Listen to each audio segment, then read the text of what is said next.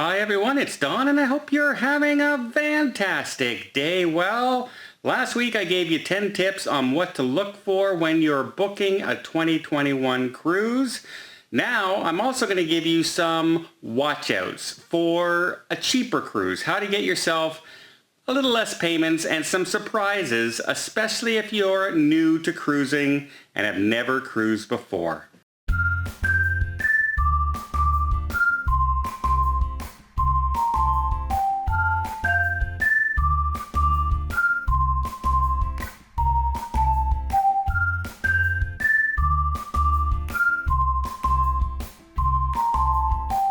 So first off, when you see that advertised price for the cruising, cabins starting at this rate. Trust me, that's never the rate you end up with. You will never get a cruise at the exact price that they quote, because there's a ton of things that get added on. One of the first things, and tip number one, is watch out for gratuities. Gratuities add a lot to a cruise, especially if you're a group of people going. If you're a family of 4, and you're paying gratuities of $15 each, that can add up to $60 a day for basically somebody coming in and cleaning your room. And the more people that's in that room, the higher the price goes. It's not per cabin that those gratuities are charged, it's per person. So myself, I travel by myself all the time. So my gratuities are the standard, and I actually get caught off guard whenever I travel with somebody else and have to pay that extra gratuity, because it just doesn't dawn on me to think of that. So remember, gratuities are going to be added on every single day for the length of your cruise. Number two, if you're looking for the most economical cruise, look for the cruise lines that offer the entertainment for free. Now by that, I'm not talking about like game shows and things like that they'll put on, or dance parties or anything. I'm talking about like the go-karts on board, or special shows they have on board, or flow riders, or skydiving, or laser tag. All the extra things that some cruise lines charge for and some cruise lines don't charge for. In fact, one cruise line doesn't charge some things on some of their ships, but charges it on others. So research the ship you're doing, find out what the extra charges are. Do you have to pay for those things? Because if you're looking forward to doing it, and say, once again, you're a family going on because you have kids, and you say, hey, you know what, the kids really want to do that. Well, it can add up real quickly to $60 for go-karts, for example. When I went on it, it was $15 for a 10-minute ride. So if I'm a family of 4, again, that's $60 for 10 minutes. And if the kids want to do it over and over again, then you have to buy like the week pass, and that can range up to $200 a person. So find out from the ship. It's easy to research. Just check on, Google it. What's an extra charge on this ship? And you'll see tons of information on it. Another thing recently some cruise lines have done, as you all know, when you pay your, well, if you don't, you might not know if you're first-time cruisers, main dining room is covered in your fee for the cruise. So you have a dining time and a lot of food is free. Well, you go and you sit down and you're looking at the menu and say, oh, well, that looks good. But then you see in brackets there's like a $25 or a $45 little price tag there. That's because their free dining is offering up-service meals on board. So what they're doing is they'll say they're going to offer a steak from the steakhouse instead of from the main restaurant, and this is an upcharge. And so your free meal, if you start adding things on every single day, can end up to more expensive than if you would have bought the specialty dining and ate there. Because sometimes that upcharge is more than the actual cost of going to the specialty restaurant. So keep an eye on those extra charges. Most cruise lines, the meals and the main dining are fine. And some cruise lines are better than others. Again, a quick Google search will tell you right away which dining services and the main dinings are better than other cruise ships. Number 4, speaking of an extra charge, now a lot of cruise lines have implemented the service charge for taking room service. Some have it that if you order after a certain time is when they start to charge you. Some have started to charge you by the item now a la carte, so you actually have to pay for the items, while others have a flat fee service charge. It's going to cost you $8 and they will deliver the room service to your door and deliver to your cabin, which is great if you want room service. You don't want to get up and go into the dining hall and you just feel like sitting in your room and relaxing. That's great. Just know that there's a service charge on top of that. And even so, some cruise lines have now implemented a maximum amount of food that you can order from the menu, say 2 entrees, and that's it per person. So if you wanted to get, try the steak, try the fish, try the chicken, because the room service is smaller portions than you're going to get in the dining menu most times. And if you're not sure you're going to like the fish, and that, so you might want to order 3 or 4 and get something you like. After all, you're paying for it. Well, if you order more than those 2 entrees, they're going to charge you twice. So keep that in mind as well. All these extra charges can really add up. In fact, by the time this list is over, if you were to do most of the things on this cruise, your cruise would more than double the cost of the cabin price. How about number 5? A lot of cruise lines have a private adult area that they charge you to go into and relax. And they bill it as it's like a sanctuary area, that there's no children running around, and it's quiet, the music's much lower and mellow. But if you realize that their top decks, they're throwing water slides and flow riders and go-karts and this splash zone and this, and they're taking up all this space for the noise and the banging around, and then they want to charge you to get to a quiet area just to relax, which is what used to be what cruise ships were all about.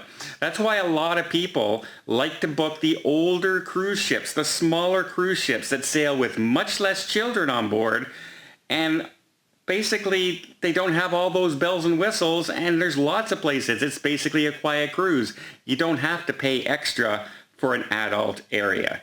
So if you are one of those people who like to be very quiet and just relax and mellow out, that's what you look, de-stress, you know what I mean? That's what you're looking for. Well, maybe, keep that in mind, that some cruise ships are going to charge you if you want to go to that area. Number 6, you know what? I'm allowed 2 bottles of wine.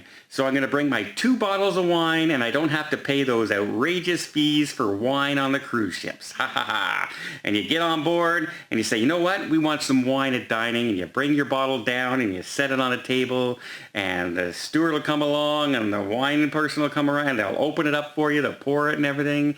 Great. And then you get your bill and you find out there's a $20 corkage fee, because they open the bottle for you in the dining room. If you bring a bottle of wine to the dining room, they're going to charge you a corkage fee, even though it's your wine.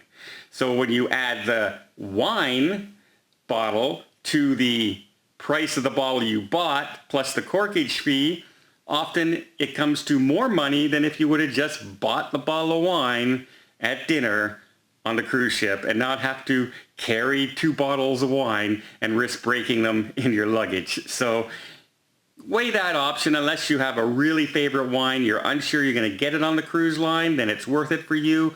But other than that, if you're just going to have it in your room, if you're going to have it in the room, they won't charge you for it. But the minute you take it anywhere else, you're going to get charged that corkage fee. Number 7, I'm going to say, is to watch out for some of those so-called exclusive shore excursions. There are shore excursions I've seen where they say private beach shore excursion. Private. You're going to go to this private beach. It's going to be beautiful. There's no other public around you. You're all by yourself.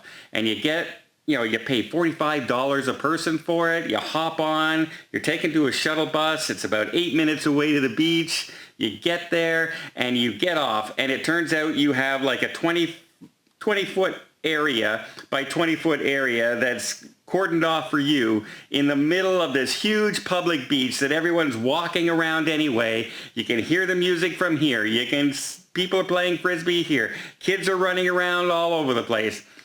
It's not an exclusive beach resort. If they say they're bringing you to a private island beach resort or a club beach resort, different story. But I've seen them where they just said beach exclusive. and you end up being in the exact same place 10 feet away from where a taxi would have dropped you off for way less money, like a $5 charge to get there for the whole family, not $45 per person. So keep that in mind when you're looking at some of these shore excursions. Research those shore excursions. Find out exactly where they're going to bring you, because some of them just aren't worth the money.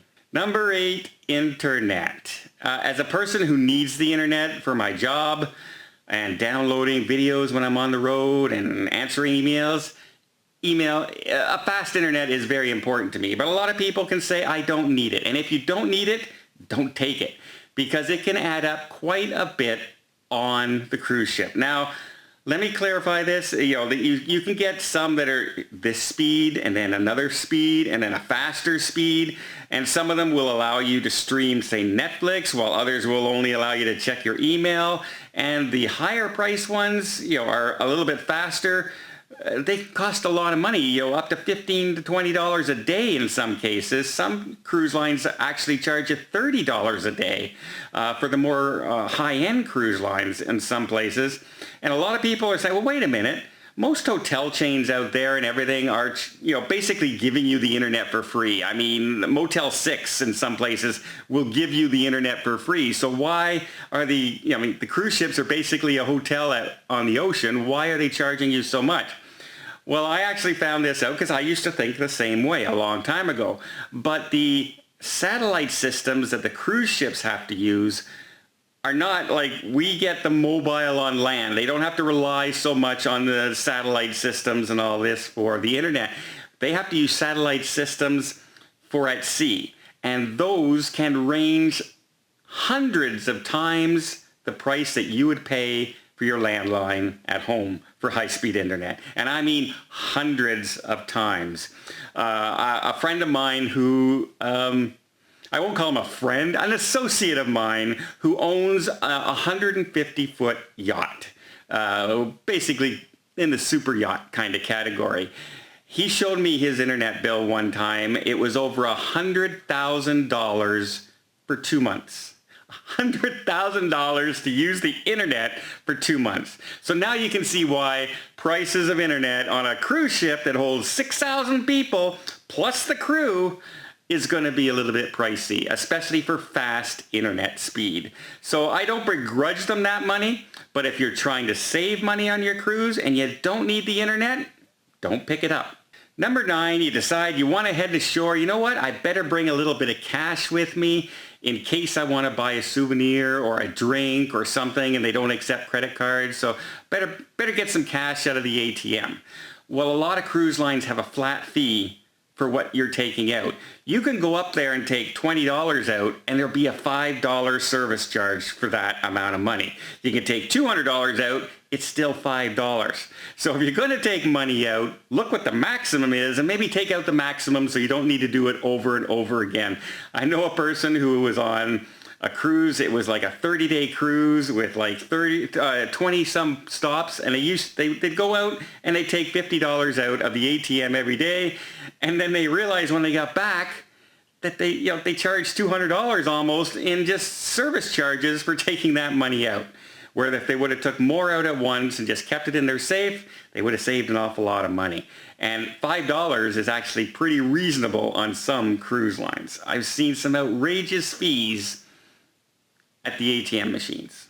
And finally, number 10, remember what we were talking about gratuities for your room and things like that? Well, there's gratuities on other things as well that's included in your charges that you might not know about and then pay gratuities again. One of those is your drink packages. If you buy a drink package, sometimes the gratuities is included, but sometimes it's not. Next thing you know, you're going to see an 18% charge for every drink you order. If you don't have a drink package and you order a drink, you're going to see an 18% service charge. So if you're getting charged 18% on your drink and then you give another $5 to the bartender every time you do it, you're actually giving double the tips. Now that one goes directly to the bartender, and it's more all for them, where the other gratuities is split out amongst the service staff more, but still you're paying a lot more if you double dip.